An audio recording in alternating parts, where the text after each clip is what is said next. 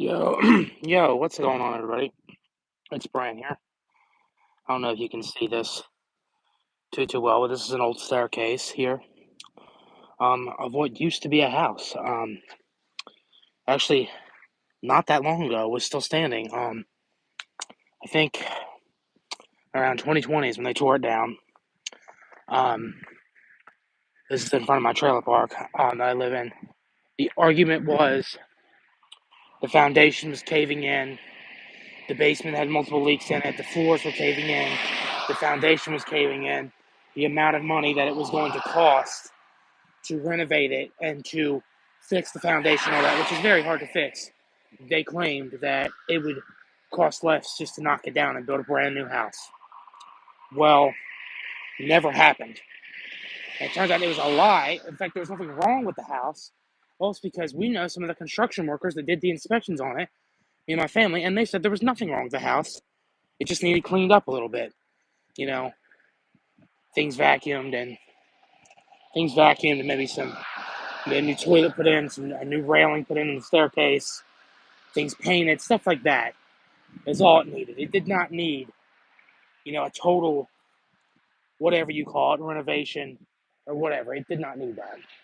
Maybe to make it more fancy, because it was a much older house. It was actually an apartment. They had renovated the attic into an apartment. Um, so the attic was renovated into an apartment, and then the house was just a house. Now it's gone. Filled in the basement, what was there, and it's totally gone now. And now it's just the remaining pieces is the staircase that is down by the street that was the original, led to the front door of the house, and then there's an old little strip of concrete that you can get from the road, one of the roads in the trailer park to the house. That's all that remains of the house. They tore down its shed, they tore into the house, they tore down everything. And it sucks. It really does suck. You know, of everything just gets tore down. Kind of crazy to think how much they paid to build the house. The house was built from scratch, brand new, in 1920 for guess how much? $80. Now, $80 back then was probably equivalent to what maybe $75,000 or $80,000 is today. Maybe a little more, maybe a little less. I'm not really sure.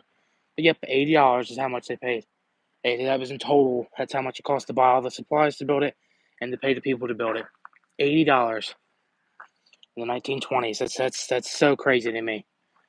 Now to build a house like that, it'd cost like $200,000 at minimum, and that's before. That's hiring the equipment. That's before you buy all the supplies and the land. Now I wonder. I don't know if the land was included in that. I think they had already owned the land. I don't know how much they paid for land, but wow, people, what's going on with the world? You know, the world is just. I know I constantly say this in my videos and my live streams that the world is falling apart.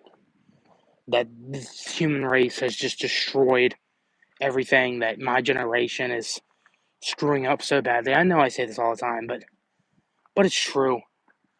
I mean, in all honesty, it's one of it feels like the greatest thing. It feels like something that most of us feel like we couldn't live without, including myself. But in all honesty, the smartphone was the worst thing that happened to the world because random car coming through. Oh, because you know, just think about before there were smartphones. Yeah, yes, there were obviously house phones and office phones and pay phones, and some people who were rich, they had car phones, which were like they weren't actually as popular as they intended to be. I thought they would have been way more popular, like the ones that you hook into the car or a cigarette lighter and all that with the antenna. But I mean, can you imagine just living a life without a smartphone, whether you have an iPhone or an Android or a prepaid whatever? Can you imagine that? It's kind of hard to imagine when it really wasn't even that long ago that more than 60% of the population did not have smartphones. I think in 2010, like 53% of the population still did not have smartphones. It was the majority. They had flip phones and stuff, but had like the iPhone stuff. But then by 2013, it was like something like 80% had it. And now I'm sure it's probably past 95%.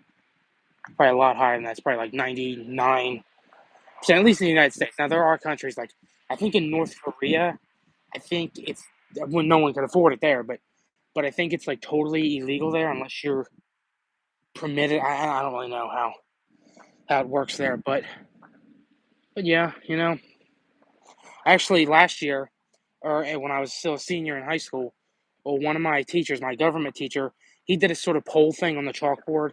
He wrote, "Oh, which would you give if without?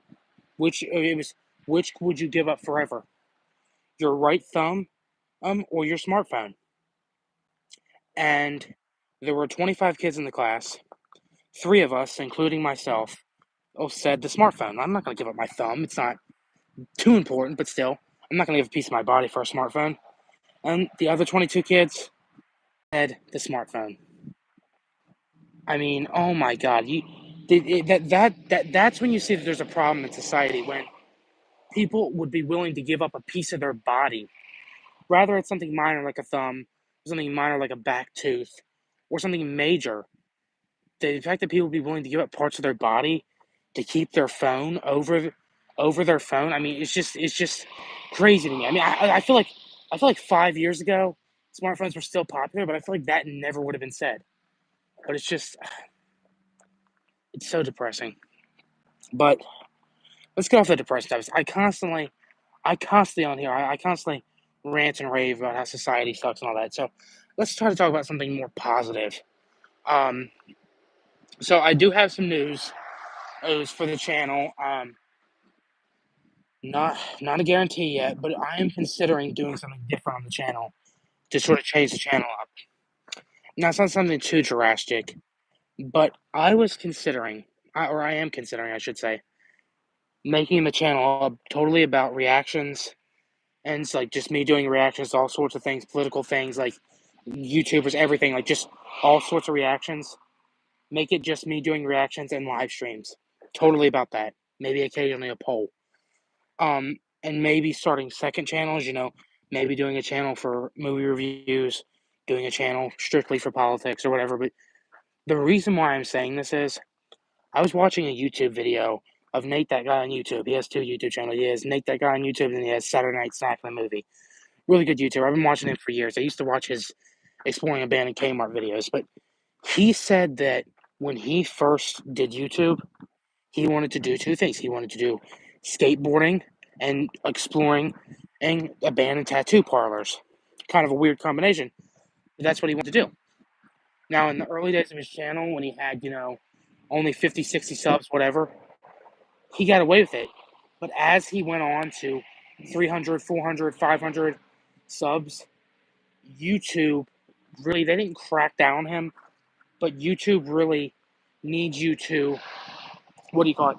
They need you to make your video specifically about one topic most times so they know who to recommend the videos to. Because let's say you have a movie review, but then you also have a reaction, and you also have a exploring an abandoned house, and you have, skateboarding, you have all that put in one, like 4 different videos. They're not really knowing who your audience is. And why I'm tying back to that is, looking back on it now, when I talk about a certain subject, like when I've made multiple political videos in a row, I tend to get more views. Or when I've made multiple movie reviews in a row, or multiple reaction videos in a row, I tend to get more views. Now, when I go all over the place, like most times, I mean, the channel, we're not, we're that's the whole point of the channel. I want to do something different, but we tend to lose views. We tend to go less with views when we're all over the place. Talking about, maybe abandoned places one day, politics the next day, reactions that day. It's hard. Like, um, now that's not necessarily why, but so that's why I was going to do this. Now it's not a guarantee yet. I mean, views really aren't a thing to me. I'm getting views. I mean, sometimes they're only 3 or 4, but I'm still getting views. So that's all that really matters to me.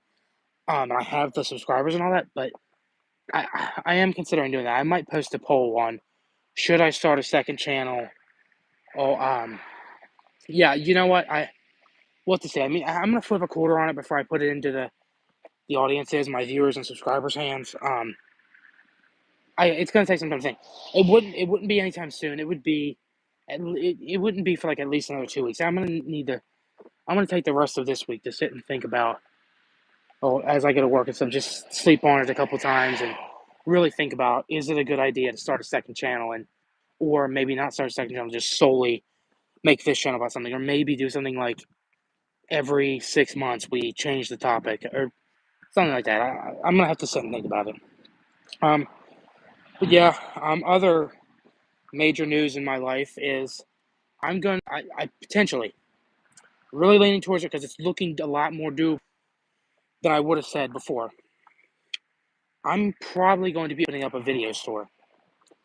Yes, renting video games and videos, mini movies. We're gonna have some video games, but it'll mainly be movies.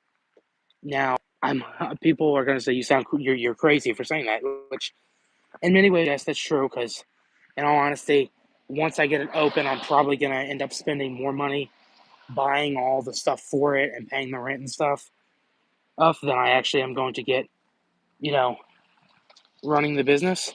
Um, but the reason why I'm fucking random ass cars. I'm sorry to go off topic, everyone. They're just fucking driving my neighborhood. Fucking random ass. It's fucking 10:06 at night. Okay, I'm sorry for cursing, but hold on. Yeah, it's 10:06 at night, and you got random cars driving through it. Listen, I know that there's a bunch of like. Listen, no shame to anybody. I'm on myself. There's a lot of fat asses in here and stuff, but nobody is ordering pizza or Chinese food at this time of night. And I'll tell you why. Domino's and our small mom and pop shop, all the pizza shops are closed. All the Chinese places are closed at this time. So who in the hell on a Tuesday night is just try? I mean, oh my god, it irritates me. All right, but back on topic. So I'm opening up a video store. Now it sounds crazy, I'm going up against streaming services, but I'm gonna do it. Now, like I said, I already have a lot of DVDs, and I have a lot of places around me that still actually sell DVDs. But Walmart obviously still sells them for a reasonable price. There's a Goodwill. Oh, that's a 10-minute drive from here, and oh my god, they have tons of VHS tapes, tons of DVDs, tons of stuff. There's pawn shops that sell it. Plus, you can order online. So I'm going to be doing that with my own collection and ordering some. I'm going to start a video store. Now, where I'm going to be putting this video store, it's only going to be 3 days out of the week. Probably two, just Saturdays and Sundays. It's going to be at a flea market, like an indoor flea market. Well, it's indoor, outdoor. They have an indoor building that they have shops in and stuff, and where you can set up tables outside. It's the Quakertown Flea Market. You ever heard of that place? I think years and years ago in the 70s and early 80s, it used to be the Perkiomen Valley Mall. It's nowhere near Perkiomen Valley, but I'm pretty sure that's what it used to be. But now it's the Quakertown Flea Market. So I think there's actually a Macy's up there, but then the rest is all like mom and pop shop stores. It's only open. Well, the Macy's is open 7 days a week, but the um the flea market itself is only open Fridays, Saturdays, and Sundays. Fridays, I think 5 p.m. to p.m. And then Saturdays and Sundays they're open from 9 a.m. to 5 p.m. No, so sorry. Saturday they're open 10 a.m. to 10 p.m. and then Sundays when they're open 9 a.m. to 5 p.m. So they have two stores available at the moment, inside shops, and one is $50 a week and one is $70 a week. That's everything included. You don't have to get insurance on your store. You don't have to pay utilities. Nothing. They actually provide you with 2 shelves and 3 tables if you get a shop, so that's helpful. So I'm gonna try it out. And the reason why I'm doing a flea market mainly is one because it's affordable. And two because you're not contracted in like for example, if you go to a shopping mall or if you go to a strip mall or to a what do you call it, some sort of shopping center, a lot of times you're forced to sign a contract or a lease that I will stay in this spot for 9 months or I will stay in this spot for a year. So this place, it's leave whenever you want. It's pay weekly, not monthly, nothing like that. So yeah, we're gonna be doing that. I'm gonna be buying standees, like cardboard cutouts of movie characters and stuff. I already have a crap ton of posters. There's in a box that I bought at Monster Mania Horror Convention a couple years back they're not really horror movies either, that I just never used. So yeah, that's the goal for that. Don't know what's gonna be next for the whole thing, but you know, it's a matter of how much business come into it.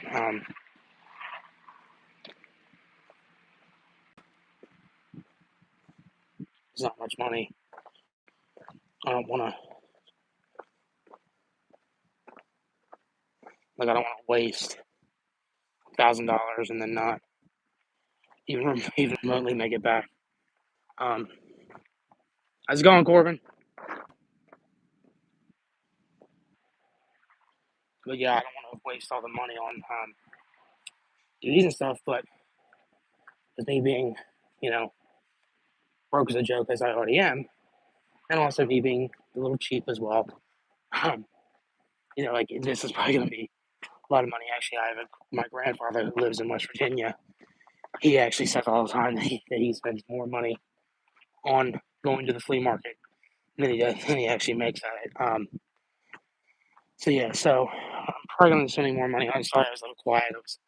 I'm walking past houses now. I don't want to be too loud if people are, in bed or getting ready for bed or, just having peace and quiet. I just don't want to be really loud and disturb them. I was able to be a little louder down there because I was in the front of the park where there's not really many houses and it's like cars driving by already. So, but yeah, so hopefully within the month, it might end up being 2 months. I got to figure out how to set up a card reader and all that.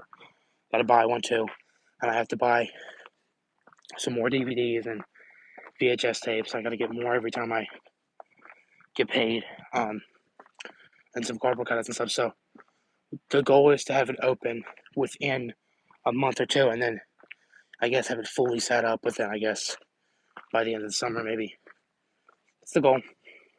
Who knows, might not end up happening. I mean, you never know. I mean, if I get there and I am not making money, obviously, well, the thing. Like, I know, like, a lot of, like, there's that one video store, it's a mom and pop it actually just opened up, 2022, shocking, video store opening up in 2022, even more shocking now, but, they make money, them and the last Blockbuster, they make money off, like, t-shirts, candles, hats, posters, earrings, stuff like that. They sell like more so swag and like room memorabilia than they actually sell on the what's it called? They actually rent movies out apparently, but we'll see how it ends up playing out.